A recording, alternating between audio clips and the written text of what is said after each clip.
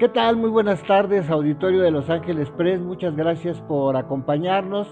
Pues usted sabe que uno de los temas más frecuentes que tratamos en este espacio que conduce y que dirige la periodista Guadalupe Lizárraga es el de los derechos laborales y los derechos humanos.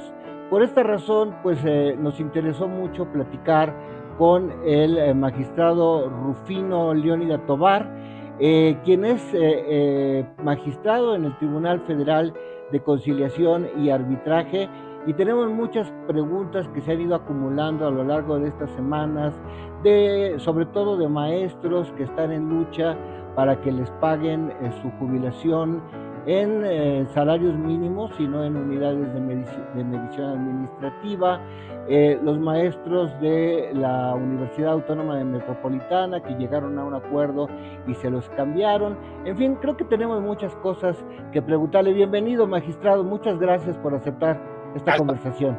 espacio, gracias a Guadalupe, sobre todo a ti, Ramsés, y por esta oportunidad que me da en este espacio que he comentado por ahí, va creciendo de una manera impresionante. Me da mucho gusto que tengas tanto auditorio y mucho más gusto poder conversar contigo y con ellos a la orden. Pues nuevamente mi agradecimiento. Vivimos tiempos especiales, magistrado. Vivimos tiempos de pandemia y de infodemia, y esto afecta de cualquier manera las relaciones laborales. Pueden presentarse conflictos desde que aquí el código de ética dice que debes usar corbata y los médicos dicen no uses corbata porque puedes tener más posibilidades de transmisión de virus, o usar la barba, en fin, hay temas especiales. En general, en términos generales, en el sector público, ¿cómo se está enfrentando la pandemia para conciliar las necesidades del servicio público y los trabajadores del Estado, la salud de los trabajadores?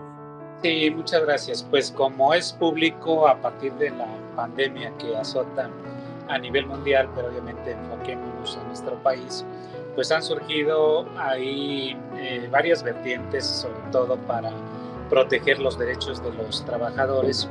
Esto arranca, como todos ustedes saben, a partir de, ya de una manera más clara, a partir de marzo del año anterior.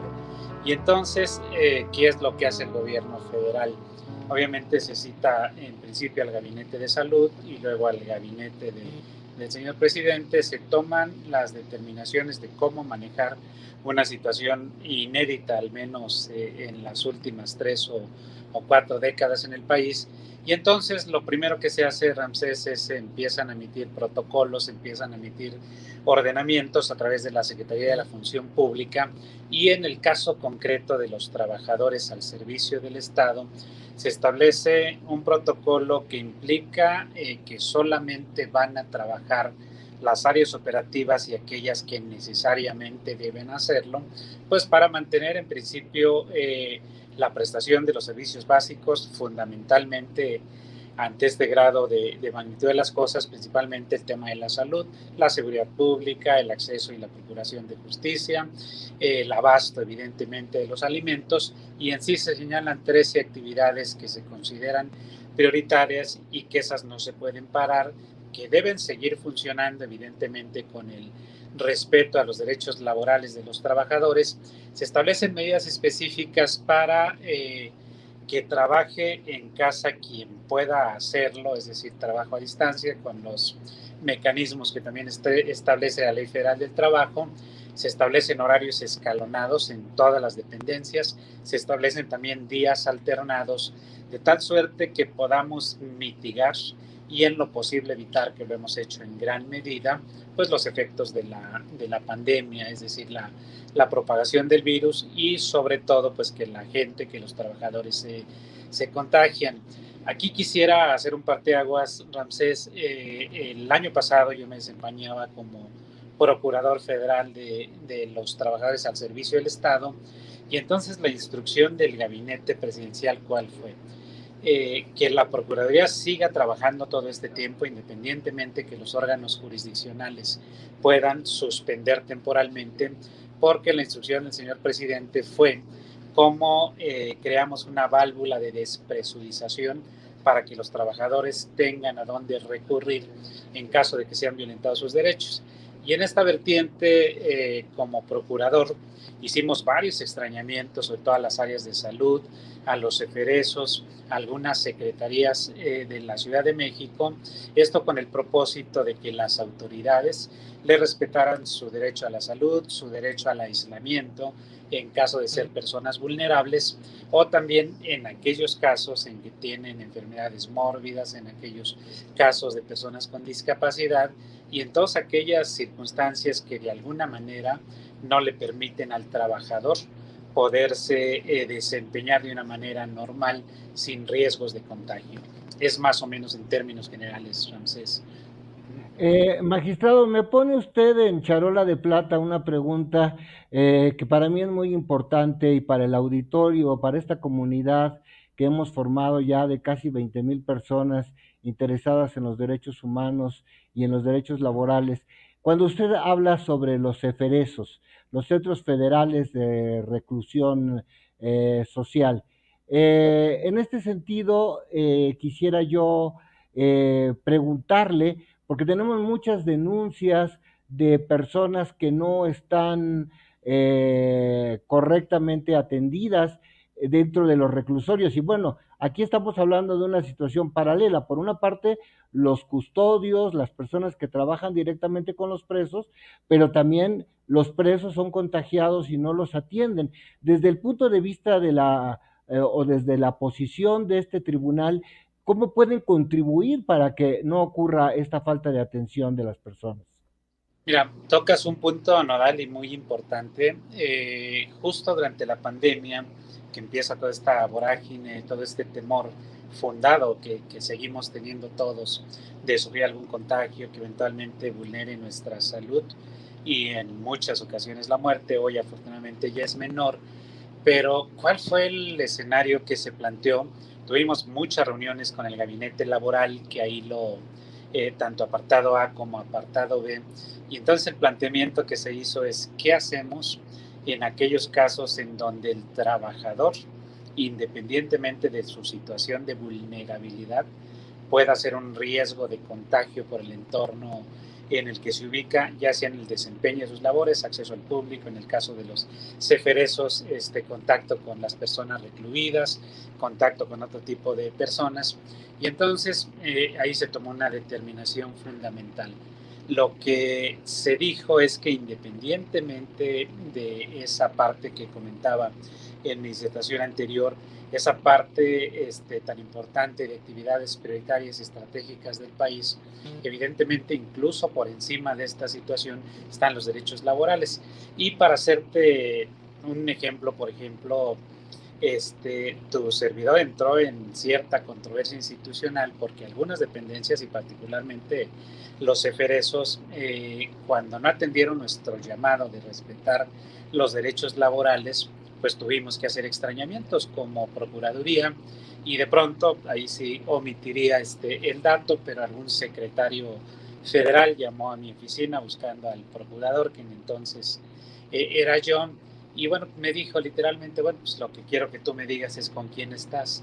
Dije, pues yo estoy evidentemente, con el proyecto nacional, no me refiero a partidos, no me refiero a nada, pero fundamentalmente la encomienda que tengo es estar con los trabajadores, porque esa es la instrucción que tengo y la visión y la circunstancia que me ubica como procurador.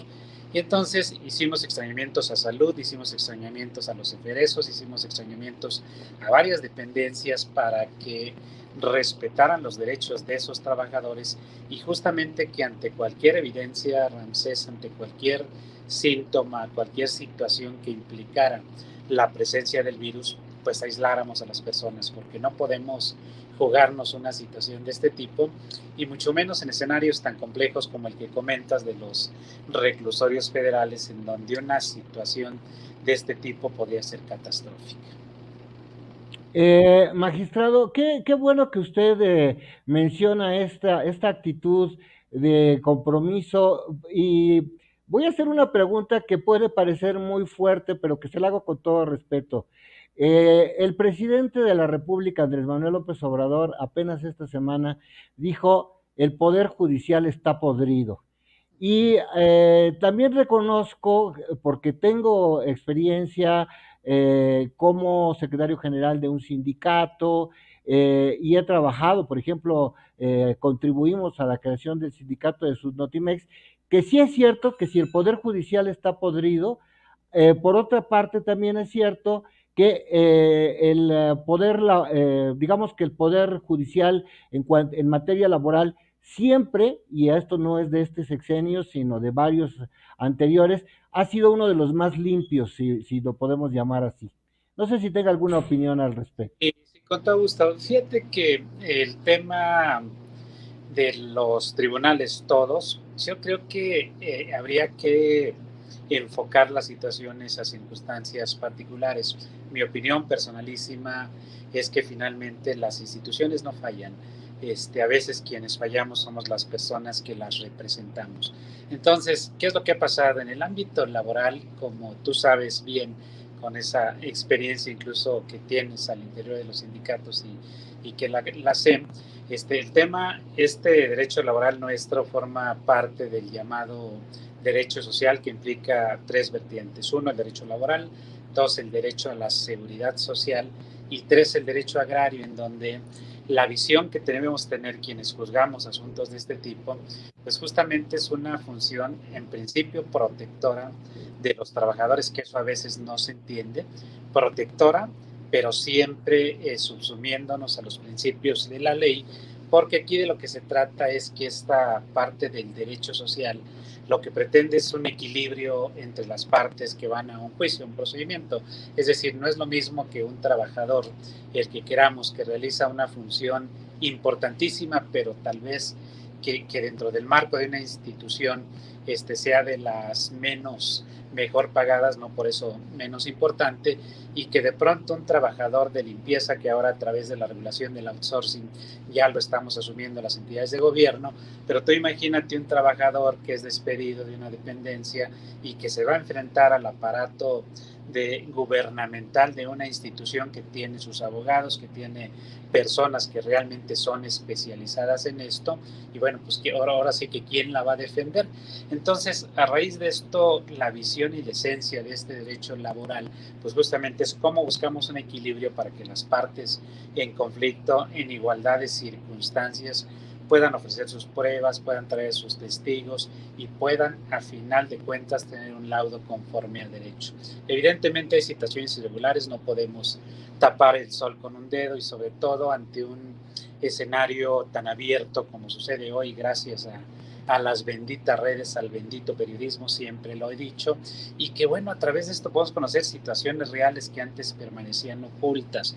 Yo te quiero decir, Ramsés, tengo 30 años en la administración pública, mi visión como servidor público siempre es abrirme a la ciudadanía, abrirme a los medios, expresar las situaciones, exponer lo bueno que hacemos algunas veces o muchas veces, pero también discutir lo que no hacemos bien y enfrentar aquello por lo cual nos cuestionan a veces y nos dicen eso está mal. Entonces, lejos de incomodarme o de ponerme en algún tema tu pregunta, decirte que estoy abierto a las preguntas que tú y tu amable auditorio quieran hacerme. Y la visión personal, te reitero, más o menos concluyendo en esta parte, es que las instituciones creo que siempre actúan bien. Quienes la representamos es quienes a veces desviamos la esencia de esta situación y que evidentemente pues a veces nos ponen en mal ante la sociedad.